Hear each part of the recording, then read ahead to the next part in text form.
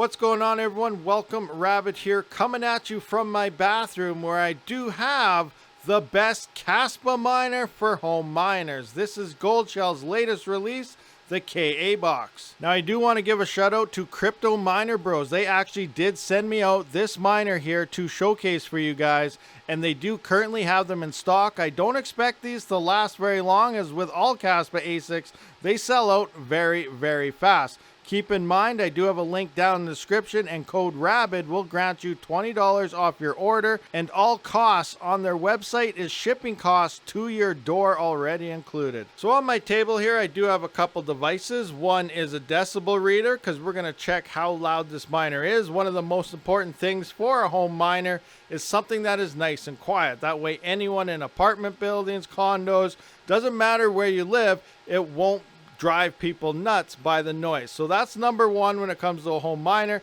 There's also a lot of reports out there of this thing running extremely hot. So I do have a temp gun, and mine does seem cool to the touch, you know, slightly over body temperature, but we'll see exactly what it is with that temp gun there. Now in the dashboard, ever since I did turn this thing on, it was reading about 82 degrees, 86 degrees in that area, and it stayed that since turning on the whole time. But one thing is, I never really seen any type of thermal throttling happening, so maybe it's in the parameters they expect, but maybe some faster fans or an extra fan might bring those temps down, and maybe you could see some extra hash rate. So what makes the perfect home miner? Obviously that depends where you live and your power prices, but one of the major things is what we just talked about, noise levels. We need something that's extremely quiet, and this is extremely quiet. The other thing is having the capabilities to run this on only 120 volt, and that's what I got running right now. That will be determined by your power supply. I am currently using this on an 80 Platinum Edition Dell server PSU, 750 watts, and a ZSX board, which Parallel Miner does make now. For these smaller kind of pins that you see up front here, the attachment is a lot smaller than the common slot, which is much bigger for these Dell server PSUs. So they do have a variation now for these, so that's kind of what I'm utilizing here. Obviously I only need two 6 pins to power this, and always make sure your connections are tight. So this does run based on this power supply on 120 volt. All right, so let's see how loud this miner is, and I can tell you right now, you can't even hear this thing run. So me talking right now is about 74 decibels, 77. I'm going to shut up for a minute. I can still hear the ASICs in the background. I did shut the door, so I'm not 100% sure how accurate this is going to be. So I'm just going to shut up so you can see the decibels here.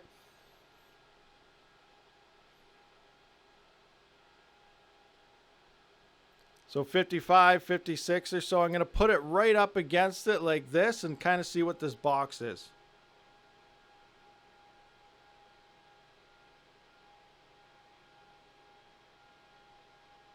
So you can see it's only an extra couple decibels over what the ambient is inside of this bathroom. This thing is extremely quiet. Now, as you can see, I have this laying flat, not upright like we normally see all these Kaspa miners. And here you can see you can read the writing and everything the way you should see it. It is sitting upright. So this is making me think this is the way we should have our box miners situated from Goldshell in the first place. Also, looking at the back here, I'm not sure how well you guys can see this, but you can see the heat sinks and everything there.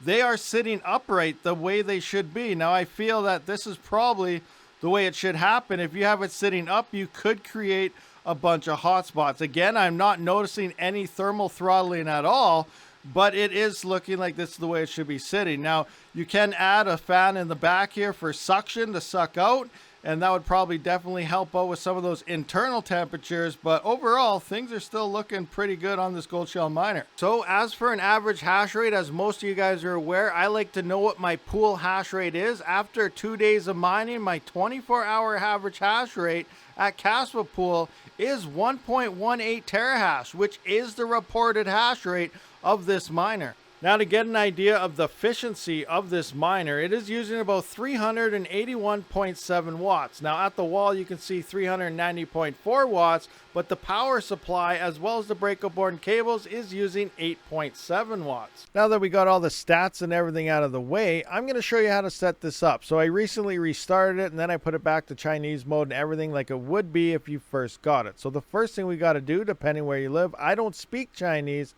so I need to put it to English. So come to the right here, click, go to English mode. Now we can see everything. Next, before we can change any pool parameters or anything, we're going to have to unlock this miner. Simply click the unlock button here. Username is default admin. Click on password. It'll give you the initial password. Always recommended to change this after you receive your unit. Then just go 1, 2, 3, 4, 5, 6, 7, 8, 9, just like it says there, and hit the unlock button. We are now unlocked. So now we're going to go into our miner here. This is where we're going to adjust our settings. Now there is no efficiency mode. There's only an idle mode, which is to turn it off, unplug it, whatever, or a hash rate mode. So there is no low power type of mode here. So we're going to come into here. Now there will be a default pool. This is mine right now. So you're going to want to remove it by simply hitting the remove button like so. Yep, get rid of that. Now we have no pool, no parameters, nothing here at all. So we're going to go up top here and click on add. So the first thing I always like to do is put in my wallet address, whether you're using Tangem, KDX, your own node there, or any various ways. One key. In this particular instance, I am actually using my one key wallet.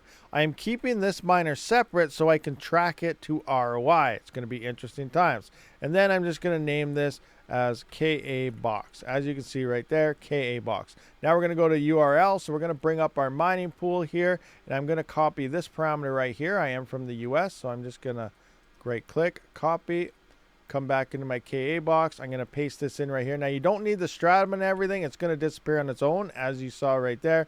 We don't need a password. Now all I'm going to do is hit that apply button like so, and then we got to wait a few minutes. Once this turns green, that means it's connected to the pool and it's going to start mining. If you see a red or you get an icon or it doesn't change at all, then you mess something up in your address and stuff. As you can see, we just turned green. We are now starting to mine to the pool already. So it has been about 3 minutes, and I can see this is the current time where I am. So I just submitted my latest share. We're already detected at the pool again.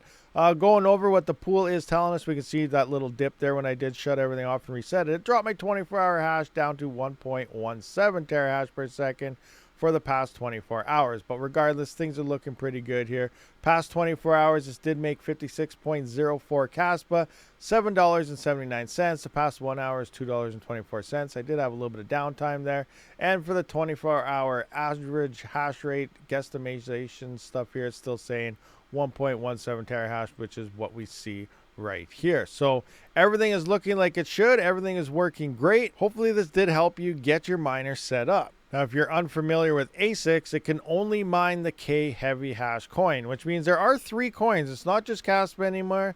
There is Cedric coin and the Bugna or whatever it is. So there are 3 coins available that this can mine, but anything on the K heavy hash algorithm is mineable by this box. Now going into the system here, we also have Wi-Fi is enabled. You may have saw it earlier. The antenna was sitting on top of the box there. So you can enable Wi-Fi and run it that way if it's something you choose. Now you also have the cloud control settings to set it up to the Goldshell watch. Now it doesn't seem to be tracking profitability or anything yet. They might need some type of update. I'll show you how to set that up at a later date when it does become relevant. Now let's look at some stats and how this miner does compare versus other ASIC miners for Kaspa. And here we can see the Goldshell KA box. Now on Goldshell's website, it is listed for around $16.49. No shipping or anything is in this price yet, or as well as import fees. Again, Miner Bros does have all those fees in its price, so keep that in mind. Also, this is 1.18 terahash as based on my 24-hour hash rate at the pool. My own testing, about 380 watts is what this is doing. So coming into a price per gigahash here, we can see that this is coming in at $1.39. So it is about a KS1, where a lot of people are comparing this versus KS0 Pros and so on. This is more comparable versus a KS1, and it has more hash rate than a KS1, and it's doing it at 220 watts less than a KS1. And that's coming in at $1.39 per gigahash is what this miner costs, and we can see it's one of the cheapest miners out there. versus maybe the new KS5L or whatever Ice River is just releasing. I don't know any details on it yet. They just announced it, so no real information is available for that yet. The gigahash per watt is also the next most efficient miner underneath the big boys, the Windminer K9 here. We can see 3.23, and Bitmain's obviously new ASIC here, the 6.66 gigahash per watt K5 monster that Bitmain released here. But this is still doing 3.1, which is more efficient than the KS0 Pro, then the KS1s, then the KS2s, and the KS3Ms and everything so far. So it is a nice, efficient home miner. Goldshell is really knocking it out of the park here.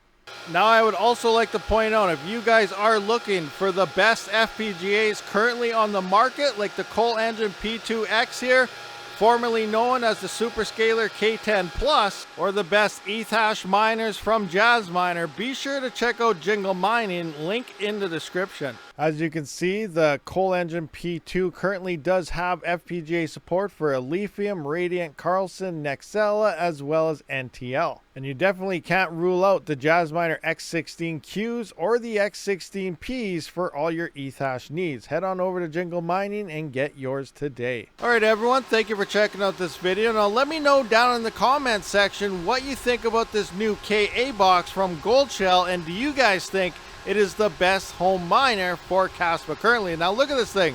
This is the KA box on top of the KS1. And this little guy up here has more hash rate, less power, and only 2 power plugs to plug this thing. Look how much less room this thing used. You could stack probably 4 or 5 of these things to one KS1 and have 5 times the hash rate at least than the KS1. And then you start overclocking any of these KS1s and KS2s, you start running into very inefficient numbers, and they start using stupid high amounts of power here. And then the way Kaspa is running right now as well, the efficiency is getting more and more as a key factor here. So guys, take a look at the Goldshell KA box. I'll see you on the next one.